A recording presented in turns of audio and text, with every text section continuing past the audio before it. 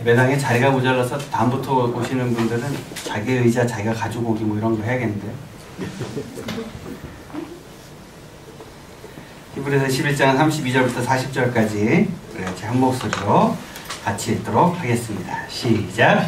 내가 무슨 말을 더하려 기드온, 바락, 삼손, 입다, 아유 및 사무엘과 선지자들의 일을 말하려면 내게 시간이 부족하리로다. 그들은 믿음으로 나라들을 이기도 의를 행하기도 하며 약속을 받기도 하며 사자들의 입을 막기도 하며 불의 세력을 멸하기도 하며 칼날을 피하기도 하며 연약한 가운데서 강하게 되기도 하며 전쟁에 용감하게 되어 이방 사람들의 진을 물리치기도 하며 여자들은 자기의 죽은 자들을 부활로 받아들이기도 하며 또 어떤 이들은 더 좋은 부활을 얻고자 하여 심한 고문을 받되 고차히 풀려나기를 원하지 아니하였으며 또 어떤 이들은 조롱과 책짓뿐 아니라 결박과 옥에 갇히는 시련도 받았으며 돌로 치는 것과 도로 켜는 것과 시험과 칼로 죽임을 당하고 양과 염소의 가죽을 입고 유리하여 궁핍과 환난과 학대를 받았으니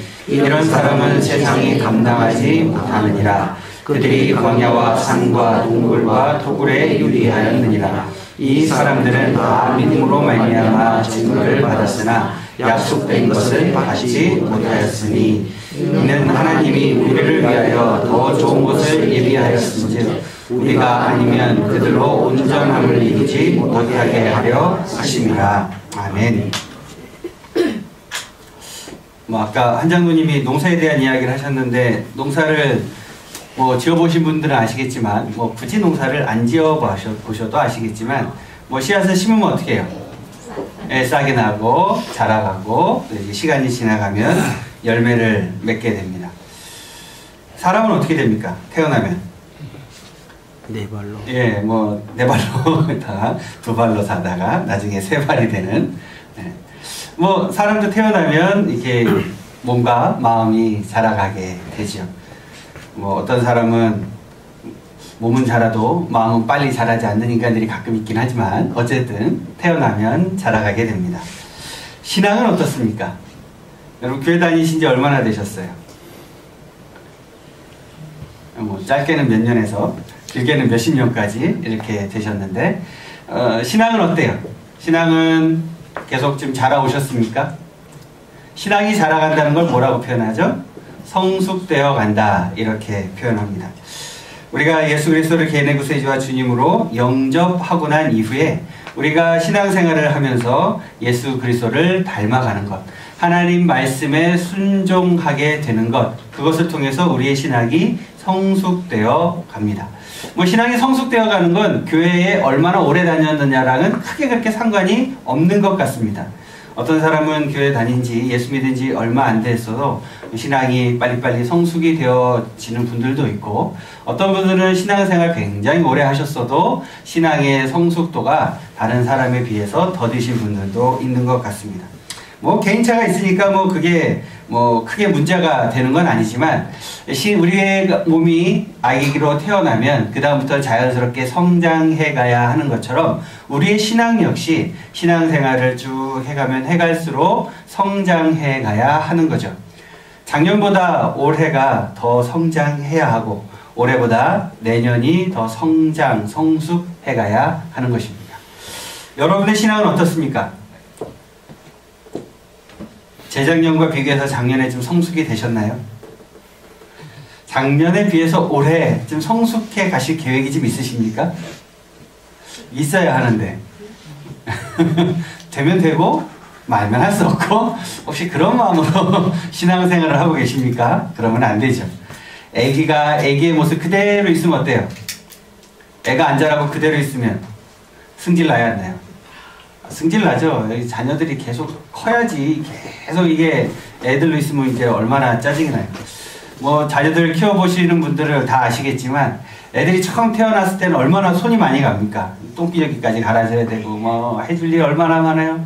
먹는 것도 일일이 챙겨줘야 되고 씻는 것도 제대로 못 씻으니까 다 씻어줘야 되고 그러다가 애들이 조금 커가지고 지 손으로 밥을 먹게 되면 어찌나 그게 감사한지 지 손으로 씻게 되면 어찌나 그게 감사한지 지 손으로 뭔가 알아서 한 가지씩 할 수 있게 되는 게 늘어나면 참 감사하지 않습니까? 저는 개인적으로 애들이 식당에서 지들이 알아서 밥을 먹게 된 게 하여튼 제일 감사했습니다. 식당 가면 밥을 먹을 수가 있어야죠. 이놈들 때문에 그냥 챙기느냐고 밥을 제대로 못 먹었는데 이제 지들이 알아서 가만히 앉아서 밥을 먹게 되니까 어찌나 그게 이쁜지. 뭐 이제 아이들이 좀 자라니까 이제 좀 놔두고 잠깐 외출도 가능하고 이제 좀 빨리빨리 커야 이제 놔두고 저희도 이제 여행을 좀 다닐 텐데 애들이 빨리 커야 되는데 뭐 하여튼 아이들이 이렇게 자라가야 정상인 거죠. 근데 우리의 신앙이 하나님 보시기에 자라지 않고 계속 아이와 같은 모습으로 남아있으면 하나님 보시기에 얼마나 안타까우시겠습니까? 우리가 신앙생활을 하기는 하는데 교회 다닌 지 예수 믿은 지 몇 년, 몇십 년이 지났는데 여전히 나의 신앙생활의 모습이 이전과 같다면 10년 전보다 별로 나아진 것이 없다면 20년 전보다 내가 성숙된 것이 없다면 하나님 보시기에 참 안타까운 모습이지 않을까 생각을 합니다.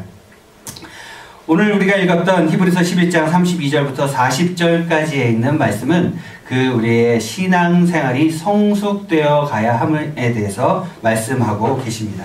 신앙의 더 높은 단계, 성숙한 믿음으로 나아가기 위해서 어떻게 하면 우리가 성숙한 믿음을 가질 수 있는 것인가, 거기에 대해서 히브리서 11장에서 말씀하고 있기 때문입니다. 오늘 말씀을 통해서 여러분의 삶이 작년보다 올해가 더 많이 성숙되는, 성숙한 신앙을 갖게 되는 여러분들이 되시길 주님의 이름으로 축복합니다. 자, 어떻게 하면 성숙한 믿음을 가질 수 있을까요? 그 첫 번째는 승리를 확신해야 합니다. 무엇을 확신해야 한다고요? 승리를 확신해야 합니다. 32절부터 34절까지 말씀을 우리가 한 번 더 읽어보도록 하겠습니다. 시작. 내가 묵상하여 기드온, 바락, 삼손, 입다, 다윗 및 사무엘과 선지자들의 일을 말하려면 내게 시간이 부족하리로다. 그들은 믿음으로 나라들을 이기기도 하며 의를 행하기도 하며 약속을 받기도 하며 사자들의 입을 막기도 하며 불의 세력을 멸하기도 하며 칼날을 피하기도 하며 연약한 가운데서 강하게 되기도 하며 전쟁에 용감하게 되어 이방 사람들의 진을 물리치기도 하며. 아멘. 영국 버킹엄셔에 사는 존 매튜스라는 사람이 한번 2006년도에 굉장히 기사에 자주 나온 적이 있습니다. 2006년도에 이분이 성면으로 인해 발생하는 폐암의 일종인 악성 중피종이라는 암 진단을 받게 됩니다. 근데 이분이 재미있게 병원에서 당신이 이제 몇 달밖에 살지 못합니다 라는 이제 이런 사형 선고를 받았는데, 이 사형 선고를 받고 난 다음에 이 사람이 첫 번째 한 일이 뭐냐면 도박 회사를 찾아간 거예요. 영어가 되시는 분들은 빨리 기사를 읽으면 뭔 얘기인지 알 수 있는데, 도박 회사를 찾아가서 뭘 했냐면요, 뭐 했을 것 같으세요? 도박한 게 아니고요, 이 사람이 뭐에다 뭐 돈을 건 게 아니라 도박 회사에다가 제안을 합니다. 아주 재미있는 제안을 하는데, 무슨 제안을 하냐면, 병원에서 나한테 이제 앞으로 몇 달밖에 못 산다고 하는데 내가 몇 년까지 생존하느냐에 따라 도박회사에서 돈을 걸고 나한테, 내가 그때까지 살면 회사에서 나한테 돈을 주고 내가 그 전에 죽으면 내가 낸 돈을 당신들이 가져라, 이렇게 내기를 제안을 합니다. 이게 말도 안 되는 거잖아요. 사람 목숨을 가지고 도박을 하는 거니까 이게 말도 안 되는 내용이라서 도박회사가 이게 처음엔 받아들이지 않는데, 이 사람이 매튜스가 계속 가가지고 내기를 하자고 제안을 합니다. 계속 하니까 이제 도박회사에서 받아들이게 됐는데, 그 이유를 이렇게 설명을 했어요. 우리는 이 같은 내기를 받아들였던 적이 없지만 그가 직접 찾아와서 이 내기는 내가 암과 싸울 수 있는 동기부여가 된다고 고집을 부려서 우리는 이 내기에 응하게 되었습니다. 이렇게 얘기를 하고 인터넷에 이 사람의 사연을 올리고 난 다음에 재밌게도 사람들한테 이제 돈을 걸게 했습니다. 이 사람이 언제까지 살 것인가. 이 사람의 첫 번째 조건이 뭐였냐면 영국 돈으로 100파운드를 걸고 2008년 6월 1일까지 살아남으면 50배 배당금을 받는 거였어요.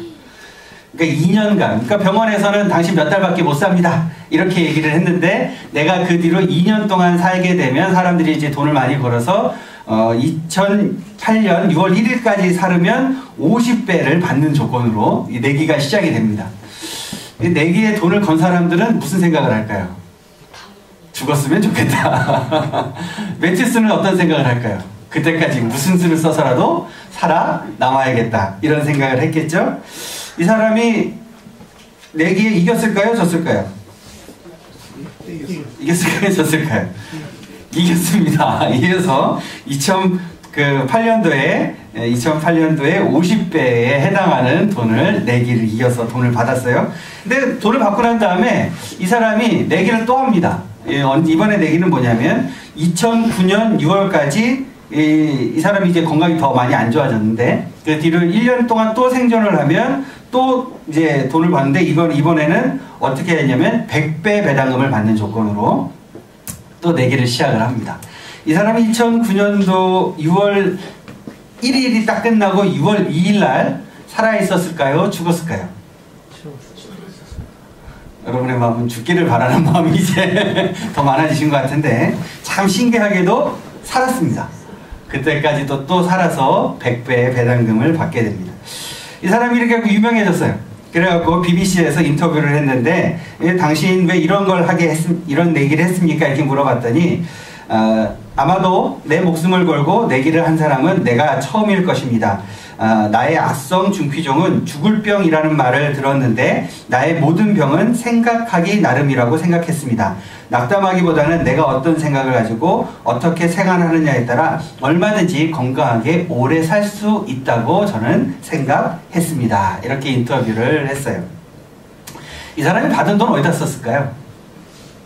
돈 많이 벌었잖아요. 어디다 썼을까요? 자기가 받은 돈은 전부 다 맥밀란 암 자선단체에 전액 기부를 했습니다. 이 사람이 처음에 내기를 할 때부터 그렇게 하기로 하고 했던 거예요. 그러니까 이 사람은 돈 버는 게 목적이었던 것이 아니라 사람들한테 그게 보여주고 싶었던 거예요. 암이 걸리든 어떤 병에 걸리든 그것 때문에 당신들의 인생을 포기하고 살지 말고 그런 생각 갖고 살지 말고 긍정적인 생각을 가지고 살아라. 그러면 얼마든지 더 오래 살 수 있다. 이걸 보여주고 싶었던 겁니다. 이 매튜스라는 사람의 이야기에서 볼 수 있듯이 사람은 어떤 생각을 가지고 사느냐가 굉장히 중요합니다. 모든 일에 늘 부정적인 사람들이 가끔 있습니다. 그 사람하고 무슨 얘기만 하면 뭐 안 돼, 뭐 이래서 안 돼, 저래서 안 돼, 뭐가 싫어, 저게 싫어, 이 인간은 저래서 안 돼, 저 인간은 저래서 안 돼. 가끔 이런 사람들이 있습니다. 그런 사람들이랑 대화를 나누면 어때요?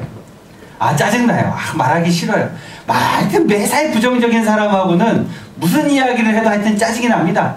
뭘 한마디를 해도 감사할 줄도 모르고 뭘 하나 사줘도 고맙다는 말 할 줄도 모르고 뭘 해주면 뭐가 좋다는 얘기를 해야 되는데 한 번도 그런 얘기를 하는 사람이 없는 사람하고는 말하기가 싫어지는 거죠.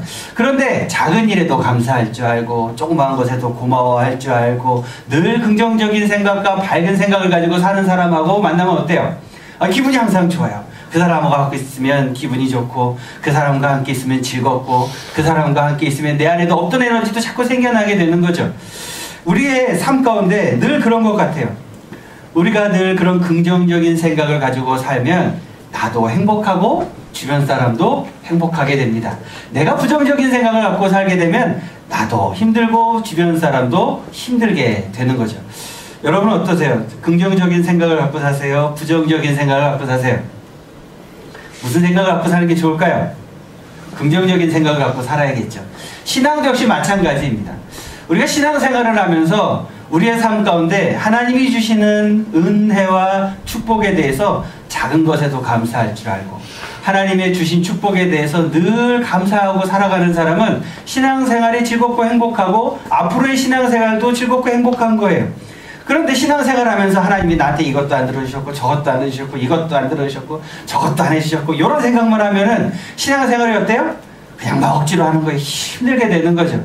그러니까 우리가 신앙생활을 할 때 우리 마음 가운데 어떤 마음을 갖고 신앙생활을 해야 하냐면 하나님이 함께 하시면 내가 늘 승리할 수 있고 하나님이 주시는 모든 것들은 지금은 내가 다 알지 하나님의 뜻을 알지 못하기 때문에 어떻게 될지 모르는 거지만 하나님이 주시는 것들이 가장 좋은 것이라는 것을 생각을 하고 하나님이 주시는 모든 것들에 대해서 감사할 줄 알고 그런 생각을 갖고 신앙생활을 하는 것이 우리의 신앙이 성숙되어 갈 수 있는 아주 중요한 밑거름이 된다는 것입니다.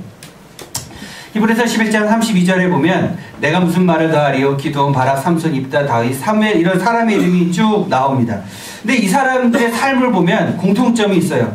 자, 기드온은 어떤 사람이었어요? 기드온과 300용사의 이야기가 떠오르죠. 뭐 인간의 눈으로 보면 절대로 이길 수 없었던 그 전투에서 미디안 군사 13만 5천 명을 300명의 군사로 무찌르는 그런 엄청난 일을 해내게 되죠. 뭐 바락은 어떻습니까?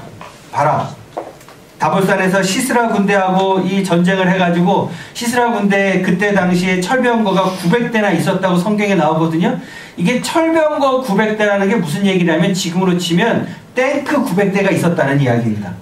우리나라가 6.25 전쟁 때 북한군한테 속수무책으로 밀렸잖아요. 뭐 때문에 그랬는지 아세요? 지상군에 북한군은 탱크가 있었고 우리나라는 없었습니다. 이 전쟁의 무기가 그만큼 중요하다는 거죠. 근데 시스라 군대는 이 철병거가 900대나 있다고 성경에 나오는 걸로 봐서 시스라의 이 군대 규모가 엄청난 겁니다. 그런데 이 바락이 뭐 10,000명도 채 되지 않는 사람들을 이끌고 나가서 그 군대를 다 무찔러 버리죠. 삼손은 또 어떤 사람이었습니까? 뭐 입다, 다윗, 사무엘 다 마찬가지입니다. 이들의 삶을 보면 하나님이 아니면 절대로 승리할 수 없었던 경험들을 이 사람들은 공통적으로 한 사람들이에요. 이 사람들이 내 인생에 우리의 나라 가운데 우리 군대 가운데 하나님이 함께 하시면 이길 수 있다는 긍정적인 승리의 마음을 가지고 전쟁에 임해서 이들은 다 이겼던 사람들입니다. 이들의 삶을 보면 다 불우한 어린 시절을 보냈고 그들의 삶을 보면 다 힘들고 어려운 시절을 쭉 보냈지만 그럼에도 불구하고 하나님 바라보고 하나님 의지하고 하나님이 함께 하시면 승리할 수 있다는 생각을 공통적으로 가지고 있었던 사람들인 것입니다. 이 사람들의 이야기에 대해서 성경에서는 이 사람들의 일을 다 말하려면 시간이 부족할 정도라는 거예요. 여러분의 삶은 어떻습니까? 여러분의 삶이 뭐 때로는 좀 힘들고 지금 상황 형편 보면 어렵기도 하고 뭐 여러 가지 상황이 안 좋을 수도 있습니다. 그럼에도 불구하고 우리는 우리의 마음은 어떤 마음을 가지고 살아야 되는 거예요? 긍정적인, 내가 승리할 수 있다, 우리 가족이 승리할 수 있다, 우리가 이 모든 일들을 얼마든지 이기고 헤쳐 나갈 수 있다, 이런 마음을 가지고 우리가 신앙생활을 할 때 우리가 신앙이 점점점 더 성숙되어 갈 수 있다는 것입니다. 우리가 긍정적인 마음을 갖지 않고 부정적인 마음을 갖게 되면 하나님 앞에서 우리가 자꾸 어떤 태도를 갖게 될까요? 자꾸 불평하고 자꾸 불만하고 삐지게 되는 거예요. 자꾸 삐지게 되니까 뭐 애들이 잘 삐지잖아요. 그렇죠? 아까 저기 보니까 여기 와가지고 또 자리 안 바꿔준다고 삐진대. 어른들은 자리 안 바꿔준다고 삐지나요? 어른들 우리가 하나님 앞에서 성숙하지 못하게 되면 우리가 자꾸 이렇게 그런 모습을 보이게 되는 거죠. 이 사람들의 인생은, 이 성경에 나오는 사람들의 인생을 보면 그들은 승리할 수 있다는 긍정적인 마음을 가지고 하나님과 늘 동행하는 사람들이었기 때문에 그들은 승리하고 성숙되어가는 신앙을 가질 수 있었던 것입니다. 하나님 앞에서 삐지지 좀 마십시오. 하나님 앞에서 가끔 하나님이 내 기도 안 들어주신다고 좀 삐지지 좀 마세요. 왜요? 하나님이 그걸 안 주시는 데는 다 그만한 이유가 있는 겁니다. 그것 때문에 오히려 더 우리의 신앙이 안 좋아지고 그것 때문에 내가 더 많이 범죄하게 되고 그것 때문에 내 인생에 좋을 게 아무것도 없으니까 오히려 하나님 보시기에 그게 축복이 아니니까 안 주신다. 그런 마음을 가지고 있으면 얼마나 행복하고 좋아요. 그러니까 우리의 삶 속에 언제나 하나님이 주시는 것이 최선이다, 하나님이 주시는 것이 최고다 라는 생각을 갖고 살아야 하는 거죠. 그런 긍정적인 생각을 갖게 되면 우리는 승리할 수 있게 되는 것입니다. 승리를 확신하는 믿음을 가지게 되면 우리의 신앙이 성숙되어 가는 거죠. 승리를 확신하는 믿음으로 성숙하는 여러분들이 되시길 주님의 이름으로 축복합니다. 두 번째로 우리가 어떻게 하면 성숙한 믿음을 가질 수 있을까요? 그 두 번째는 고난을 감당해야 합니다. 무엇을 감당해야 돼요? 고난을 감당해야 합니다. 히브리서 11장 35절부터 37절까지 같이 읽어보겠습니다. 시작. 유다들은 정치 죽은 자들을 부활로 받아들이기도 하며 또 어떤 이들은 더 좋은 부활을 얻고자 하여 심한 고문을 받되 무차히 풀려나기를 원하지 아니하였으며 또 어떤 이들은 조롱과 책짓질뿐 아니라 결박과 오해 갇히는 시련도 받았으며 돌로 치는 것과 톱으로 켜는 것과 시험과 칼로 죽임을 당하고 양과 염소의 가죽을 입고 유리하여 궁핍과 환난과 학대를 받았으니. 아멘. 몇 년 전에 아프니까 청춘이다 라는 책이 히트를 치고 베스트셀러가 되면서 이 제목을 딴 패러디한 책들이 엄청나게 많이 나왔습니다.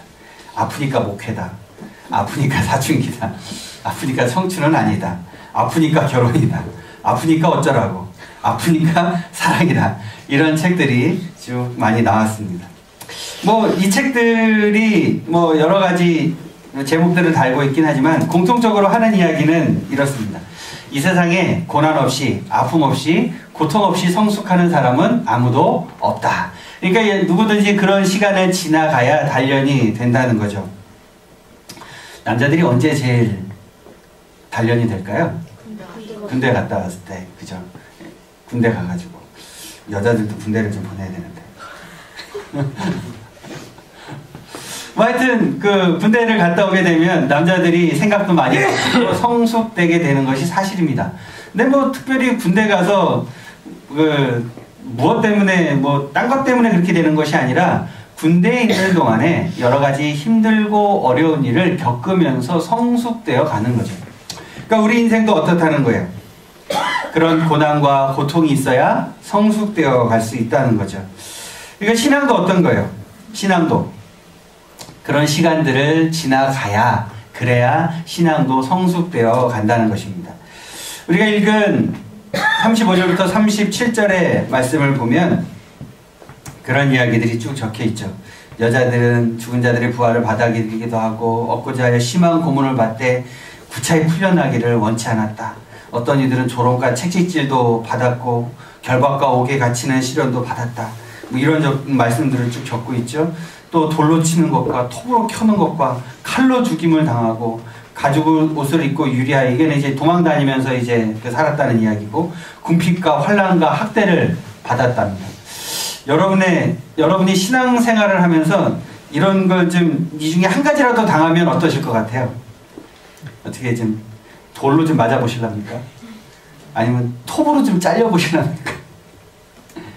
시험과 칼로 죽임을 당하고, 뭐 가진 거 다 뺏기고, 이게 가죽 옷 입고 여기 유리했다는 이야기가 이게 명품을 입었다는 얘기가 아니고요.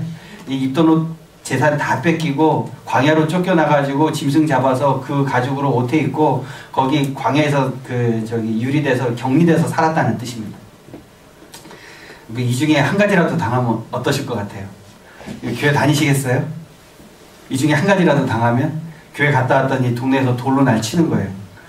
교회 다니실 수 있겠어요? 예수 믿는다고 톱으로 잘라요. 교회 다니실 수 있겠냐고요. 근데 이 사람들은 이걸 받았는데도 어떻게 해요? 뭐라고 얘기해요? 구차히 풀려나기를 원하지 않았답니다. 초대교회 사람들은.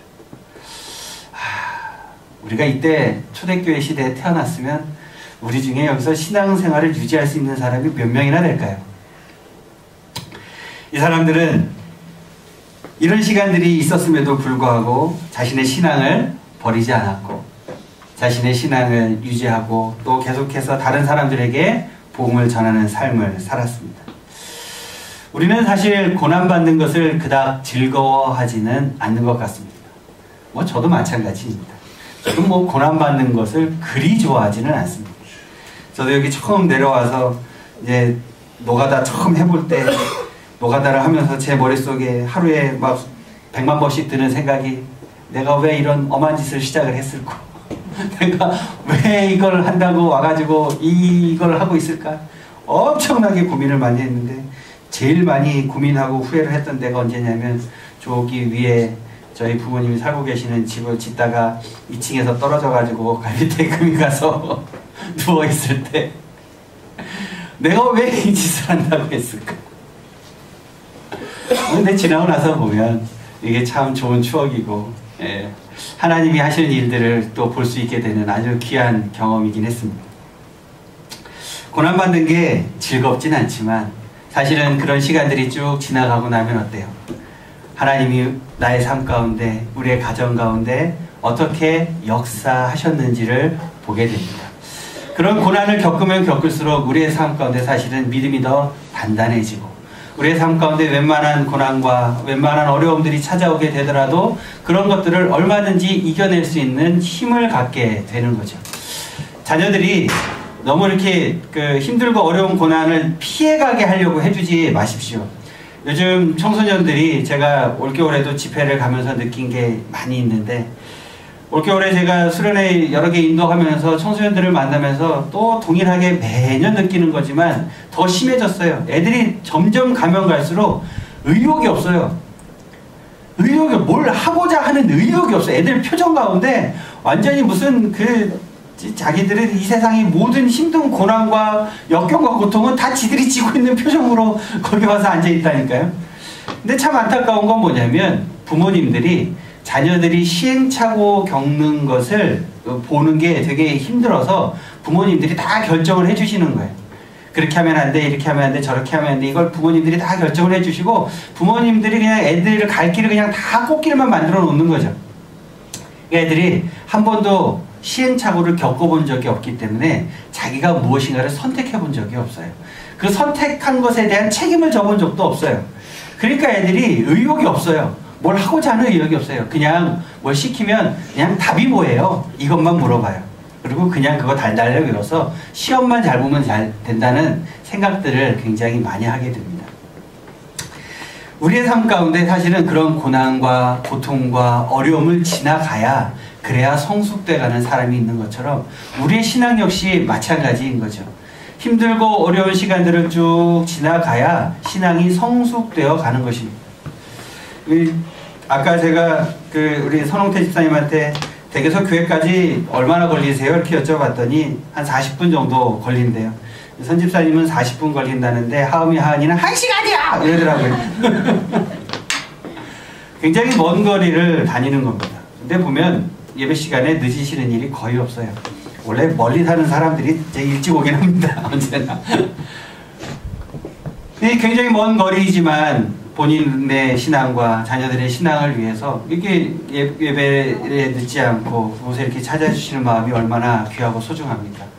우리 가끔 오시는 최동수 장로님 부부도 본인들이 원래 출석하시던 생초교회가 1시간이 넘는 거리를 몇십 년을 다니신 거예요. 이제는 연세가 많이 드셔서 거기까지 왔다 갔다 하시기가 좀 힘드셔서 좀 아침에 좀 힘드시면 우리 교회 나와서 함께 예배를 드리고 계시는데, 뭐 몇십 년을 거기를 그렇게 1시간이 넘는 거리를 운전하고 예배를 드리러 가셨던 그 모습이 하나님 보시기에 얼마나 귀하셨겠습니까?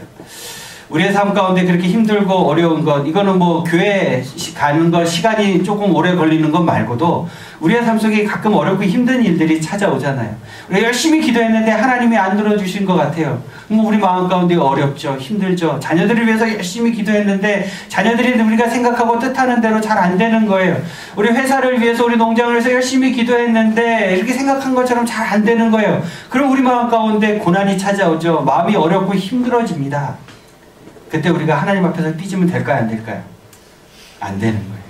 그럼에도 불구하고 우리가 이런 어려움과 역경들을 잘 이겨내고 지나가게 되면 우리의 성숙이 보다 더 성숙한 그리스도인이 되어가는 거죠. 돌로 치는 것과, 아유 무섭잖아요. 돌만 톱으로 켜는 것과 칼로 죽임을 당하고 쫓겨나고 궁핍과 환난과 학대를 받았던 초대교회 교인들은 그럼에도 불구하고 그들은 이것들을 잘 이겨내고 성숙한 그리스도인들로 세상을 변화시키는 사람이 되었습니다. 우리도 그랬으면 좋겠습니다.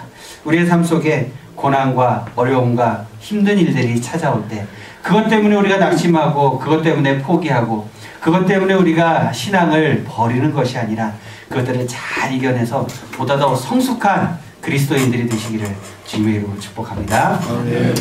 자, 마지막으로 우리가 어떻게 하면 성숙한 믿음을 가질 수 있을까요? 그 세 번째는 세상을 변화시켜야 합니다. 어디를 변화시켜요? 세상을 변화시켜야 합니다. 37절부터 40절까지의 말씀을 우리가 한 번 더 읽어보도록 하겠습니다. 시작. 돌로 치는 것과 톱으로 펴는 것, 시험과 칼로 죽임을 당하고 양과 염소의 가죽을 입고 유리하여 궁핍과 환난과 학대를 받았으니 이런 사람은 세상이 감당하지 못하느니라. 그들이 광야와 산과 동굴과 토굴에 유리하였느니라. 이 사람들은 다 믿음으로 말미암아 증거를 받았으나 약속된 것을 받지 못하였으니 이는 하나님이 우리를 위하여 더 좋은 곳을 예비하였은즉 우리가 아니면 그들로 온전함을 이루지 못하게 하려 하심이라. 아멘. 혹시 카타콤이라고 들어보셨습니까? 카타콤? 예. 이 굴입니다. 굴. 동굴인데 로마 시대 기독교인들이 이제 박해를 피해서 이곳으로 피했는데, 원래는 처음부터 이렇게 동굴이었던 건 아니고요. 이곳이 이제 기독교인들이 자기 교인들이 소천하시게 되면 교우들을 묻었던 이 지하에 있는 무덤입니다. 근데 이렇게 쭉 굴을 파고 쭉 들어가서 옆에 이렇게 복도 같은 게 있죠. 옆으로 큰 복도 옆으로. 이게 뭐냐면 그 복도 안으로 들어가면 또 저렇게 좁은 복도가 쭉 나오고, 거기에 이렇게 칸칸이 시체들을 거기에다가 돌아가시게 되면 그곳에다가 모시게 됩니다. 몇 년이 지나면 어떻게 될까요? 다 썩어서 이제 뼈만 남게 되겠죠. 뼈만 남으면 뼈만 또 모아가지고 또 이렇게 모아놓고, 그러고 난 다음에 또 그 빈자리에다가는 또 이렇게 돌아가신 분들을 또 이렇게 모셔놓고, 그렇게 해서 있던 것이 카타콤입니다. 근데 이 카타콤의 규모가요 어마어마합니다. 나중에 발굴을 했더니 카타콤 성지순례 가시면 이런 종이를 한 장씩 줘요. 이거 왜 줄까요? 길 잊어버리지 말라고 줍니다. 이렇게 찾아 나오면 된다고, 길 잃어버리지 말라고 이 지도를 줍니다. 가보고 싶습니다. 참고하시라고요. 예. 자, 이게 굉장히 어마어마하죠. 이 규모가 옛날에 뭐 지금처럼 무슨 중장비가 있었던 시절도 아닌데, 저기에 이렇게 저거 삽 들고 판 거잖아요. 삽 들고 곡괭이 들고 저렇게 엄청나게 파놨던 거예요. 3세기 무렵에 사실은 이 지하에 무덤을 만들어 놓고 사람들 거기에 쭉 넣어놓고 무덤으로 사용하던 것이었는데, 이제 3세기 정도 됐을 때에 로마가 기독교를 아주 심하게 핍박을 하는 시기가 찾아오게 되니까 기독교인들이 어디로 도망을 갔냐면 이 카타콤으로 도망을 가서 거기 안에다가 이제 집을 짓고 살아가게 됩니다. 땅속에다가. 여러분 같으면 저기 이 지하에 이 습하고 이 그런 곳에 들어가서 살고 싶으시겠어요? 그냥 습하기만 한 정도가 아니라 이 고개 돌리면 죄다 무덤이고 사람 해골 막 이렇게 모아놓고, 이쪽에는 지난주에 저기 돌아가신 분 시체가 저 옆칸에 이렇게 누워있고, 거기 살고 싶으시겠어요? 아, 살고 싶으세요? 그 누가 살고 싶어 하겠어요? 거기가 좋아서 카타콤으로 도망간 사람이 누가 있겠습니까? 근데 이제 워낙 박해가 심해지니까 그리 도망을 간 건데, 로마에 있는 로마 사람들은 시체를 만지거나 또 시체 있는 곳에 가게 되면 부정하게 되고 귀신이 자기한테 씌운다는 그런 생각이 있어가지고 무덤 근처에는 잘 안 갔어요.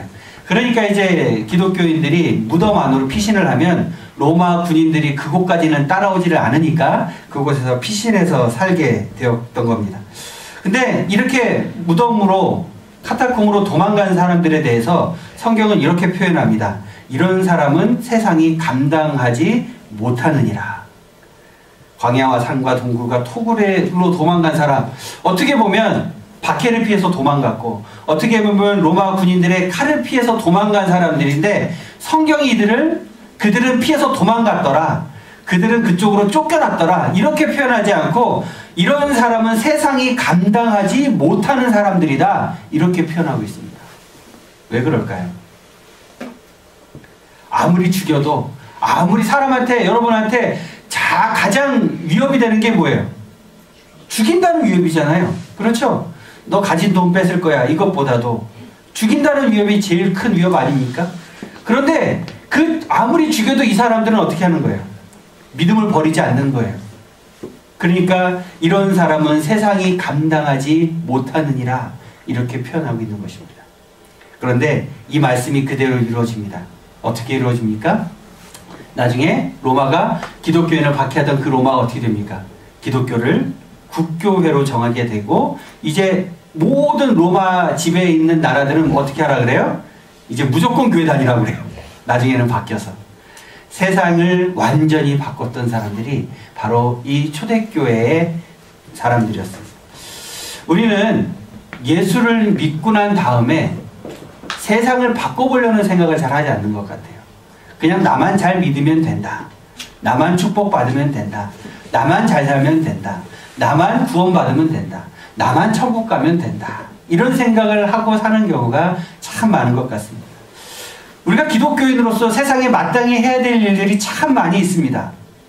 어렵고 힘든 사람을 도와주는 것, 아직 예수님 안 믿는 사람들에게 복음을 전하는 것, 우리 주변에 있는 사람들을 우리가 섬기고 그들을 도와주는 것, 마땅히 우리가 해야 하는 일임에도 불구하고 우리는 세상을 바꿔볼 생각을 하지 않습니다.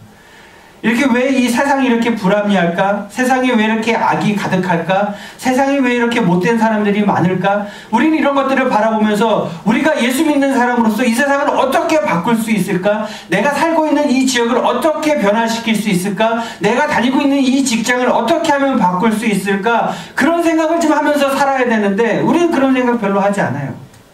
그냥 내가 잘 먹고 내가 잘 살고 내가 축복 많이 받으면 되지. 이런 생각으로 살 때가 참 많이 있는 것 같습니다.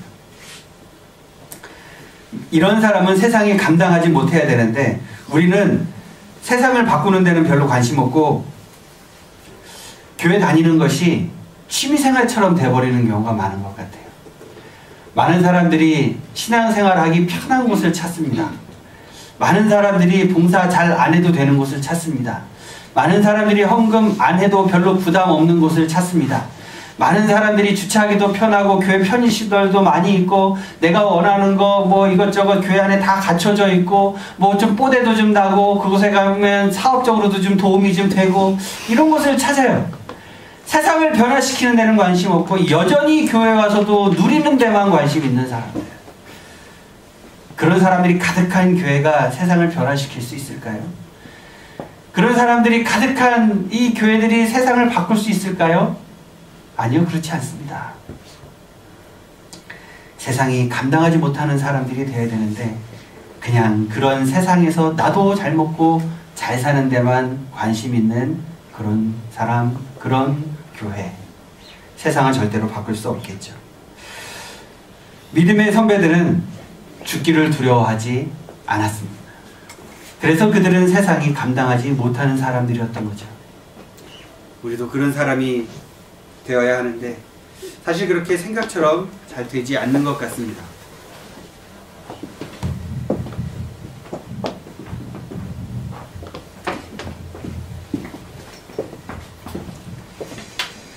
세상과 적당히 타협하면서 살게 되면 우리의 삶이 그렇게 될 수밖에 없습니다.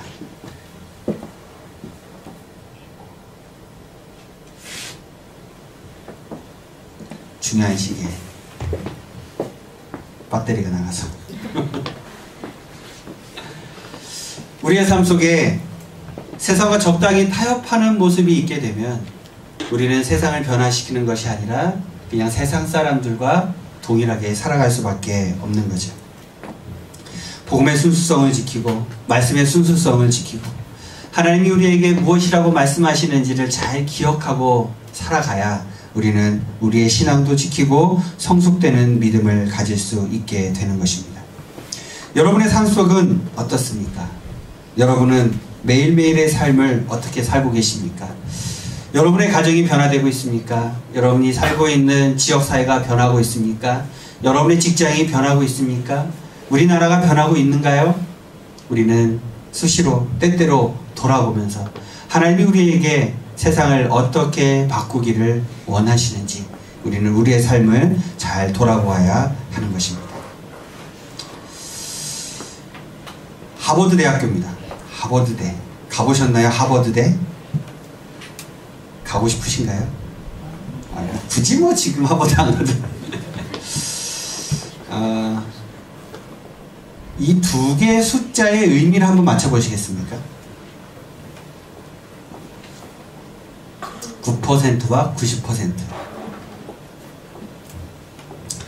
1990년대 중반에 하버드 대학에 입학하는 전체 학생들 중에 한국 학생들의 비율이 100명 중 9명이었던 시절이 있었습니다.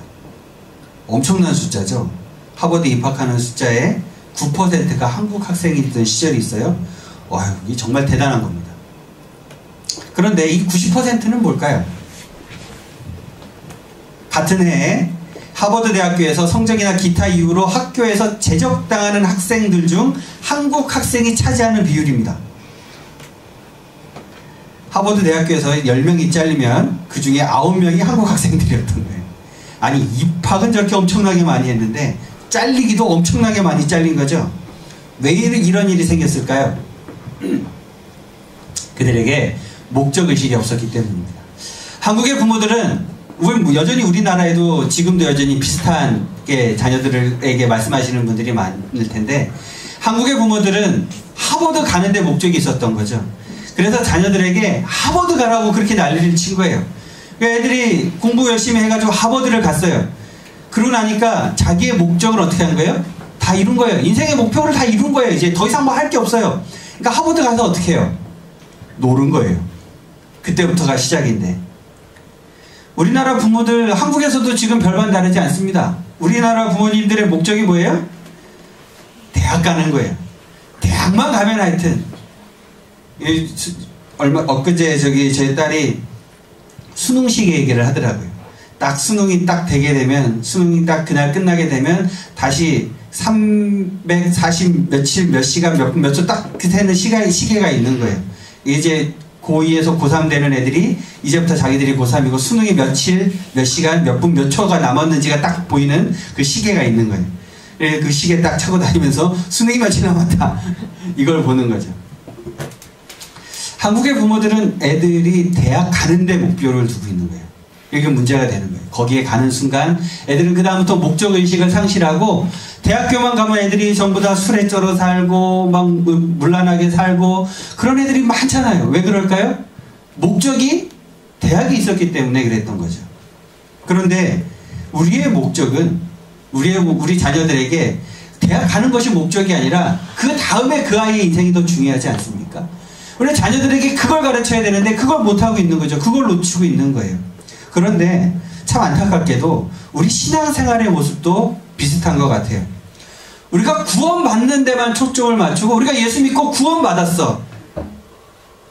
네, 구원받았어요. 여러분 예수 믿으셨으니까 이제 천국 가시겠죠?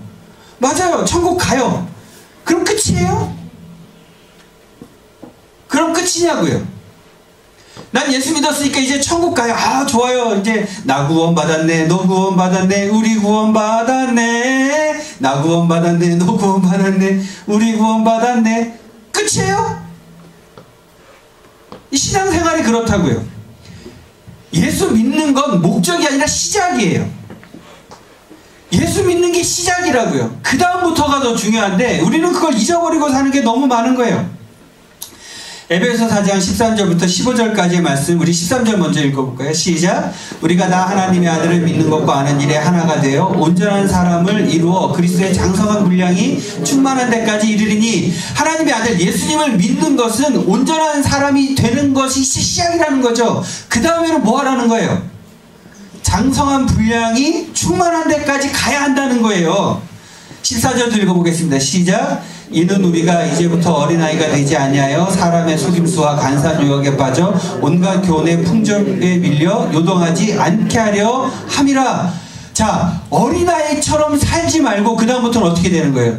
세상 풍조에 물려 살지 않고 요동하지 않고 성숙되어 가야 한다는 거죠. 15절도 읽어보겠습니다. 시작. 오직 사랑 안에서 참된 것을 하여 범사의 그에게까지 자랄지라. 그런 어린이 곧 그리스도라. 예수 그리스도의 모습이 우리 안에 나올 때까지 어떻게 해야 되는 거예요? 자라가라. 성숙해 가라고요. 에베소 4장 13절부터 15절까지 있는 말씀을 그대로 보면 우리가 예수 믿는 것은 시작이고 그 다음부터 자라가야 한다고요.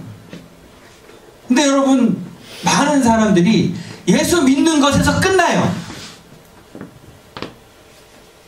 혹시 여러분도 그렇게 살고 계시지는 않으세요? 예수 믿는 것에서 끝나면 안 되는 거예요. 예수 믿는 건 시작인 거예요. 우리가 예수를 믿은 이유는 예수님 믿고 구원받아서 천국 가게 되는 것이지만, 그렇게 예수 믿는 사람으로서 천국 가기 전까지 세상에서 살아가는 동안 그리스도의 장성한 분량에 이르기까지 성숙되어 가야 한다고요. 그게 없으면 안 되는 겁니다. 여러분 시작에서 멈추지 마십시오. 시작에서 멈추지 마시고 그에게까지 잘할지라. 믿음은 그래서 성숙인 것입니다. 기도하겠습니다.